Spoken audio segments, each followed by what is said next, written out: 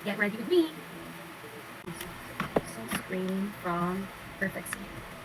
Recommend ko mo dami namin pag sunscreen. Besides sa Perfect Skin, para matay ko. Before din nagamit ko yung Lux Organics.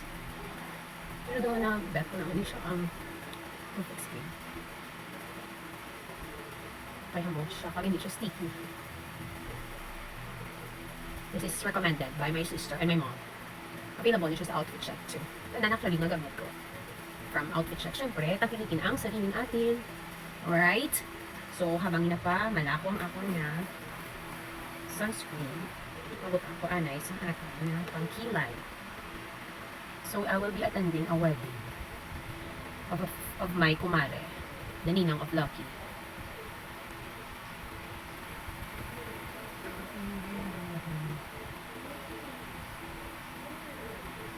I will be a secondary sponsor, me and my hobby. Candle, I think, or veil. So, my eyebrows, gusto ko doon ka natural lang, wala ko siya binababuinan. Nagaganap ka lang wala. I'm using Caroline. So, this is recommended by my student. Shout out kay MB. And out my student, kay student intern. Last 2 years ago, I think. Recommended ni sa akin, pero wala ko pang kilay. And then, hindi ko kalaw ay sa wala ko pang kilay. Anong dali mo, hara? So, ginrecommended ni Caroline, wala miss namin ng miss. Tapos, amo ni, invite ko siya sa Save More. Nanami anak siya gayon, kay hindi siya tama ka dark. Hindi man siya tama ka light sa tuwan, naging sa color sa eyebrows, pero natural lang.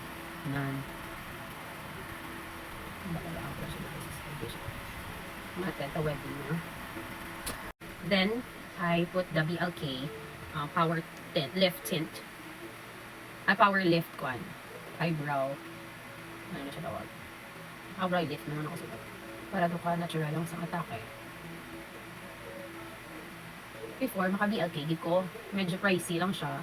And then, I discovered some cosmetics sa nag-open ko boutique. Nga may ara, mananggalin, not so expensive nga mga makeups, but still, you can slay. Next, I'm using Focal Your Stay. I like this, kay medyo darker siya shade sa skin ko. Here's the shade.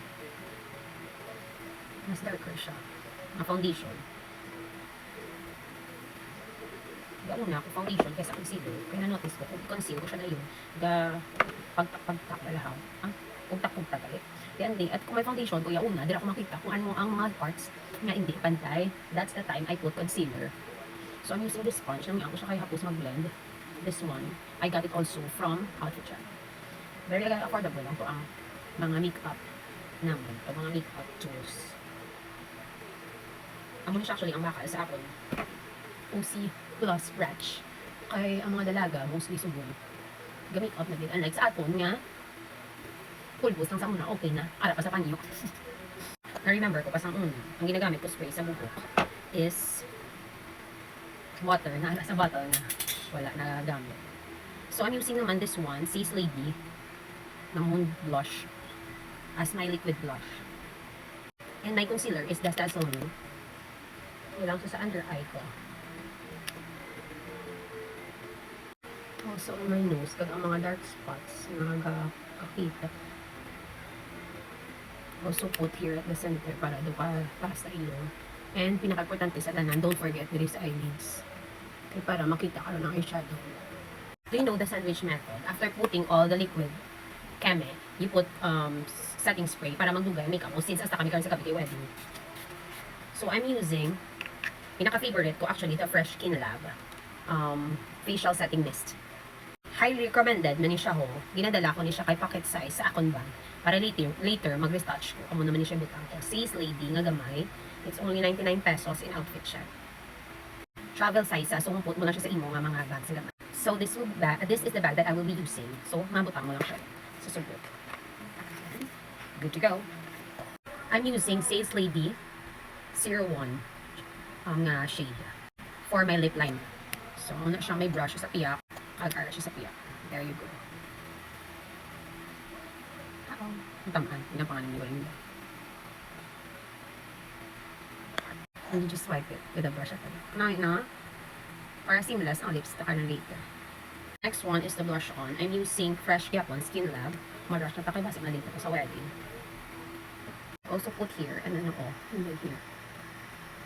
Nikido for eye palette. So, naman siyang pinaka-favorite ko. Hindi ko masyado sa color sa eyes. Gusto ko yung something glittery na ang atake today. So, I'll finish my eyes and I'll come back to you. I will come back.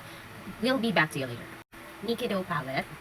We have here the highlighter.